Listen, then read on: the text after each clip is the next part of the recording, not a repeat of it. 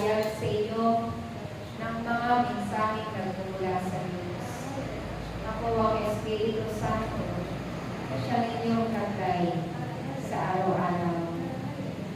Naway sa pagkakaloob ng Diyos sa inyo ng mga biyaya at buhay.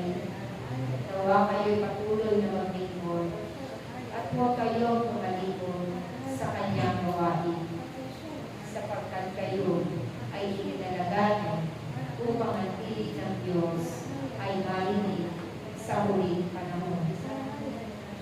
Pinili niya kayo sapagkat dahil niya ang inyong mga kalooban.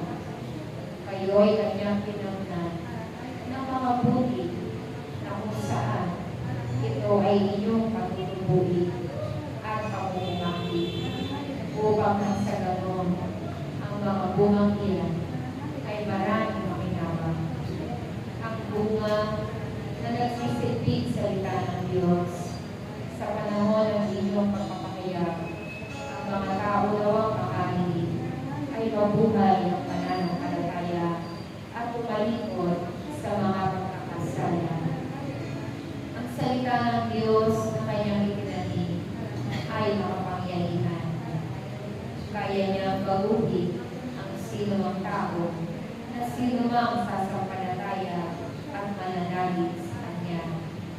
Kaya't sa panahon na kayo'y gagawin ng Diyos para magpahayag ng mabuting balita, magpakapuno kayo ng pag-ibig, ng kapayapaan, kababaang loob, at gayunin ang awat habag ng Diyos ay inyong ipabati sa kanila na mayroong Diyos na nagsakripisyo, na nag-alay ng buhay para sa kaligtasan ng sangkatauhan. Kayo ay pinili ng Diyos sa panahong ito. Batid ng Diyos ang inyong mga natamong pinag-aralan. Ngunit ang Diyos ay hindi namimili ng antas ng inyong naabot. Bagkos ang kanyang tinitignan ay ang laman ng inyong mga puso, kung ito ay nagbubunga ng sadanan. Ang pag-ibig ng Diyos ang siyang makapagbibigay sa inyo ng tagumpay.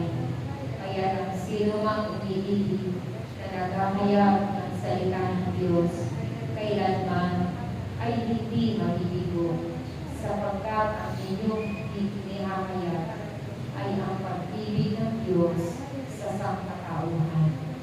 Kaya aking mga anak, ako na Espiritu Santo na siya ninyong gabay at patnubay, ay lagi ninyong pakinggan, sapagkat ako'y patuloy na maghahayag sa inyo ng kalooban ng Diyos, upang ito ay inyong masunod sa araw-araw. Ang buhay ninyo ay nakatakda sa gawain ninyo. Kaya, kapag sikapan ninyo na sundin ang kalooban ng Diyos, patuloy niyong ialay ang inyong oras at panahon, at kayo'y bibiyayaan ng Diyos ng mahabang buhay. Huwag kayong mag-alala sa mga karamdaman na lagi ninyong iniisip, sapagkat bago pa man ninyo isipin ang bagay na iyan, ang Diyos ay nakababalik na kung paano kayo gagaling at kung paano na kayo aalagaan. Kaya aking mga anak, ipagkatiwala lamang ninyo ang inyong mga buhay, sapagkat ang buhay ninyo ay may panahon ng pagsila at mayroon ding panahon ng kamatayan. Kaya habang kayo'y narito, gugulin ninyo ang mga bagay na iyan para sa pagpapahayag ng salita ng Diyos, upang nang sa ganon, sa pagpapahayag ninyo, ang sino mang makapakikinig at mananalig sa Diyos ay siya ninyong magiging bunga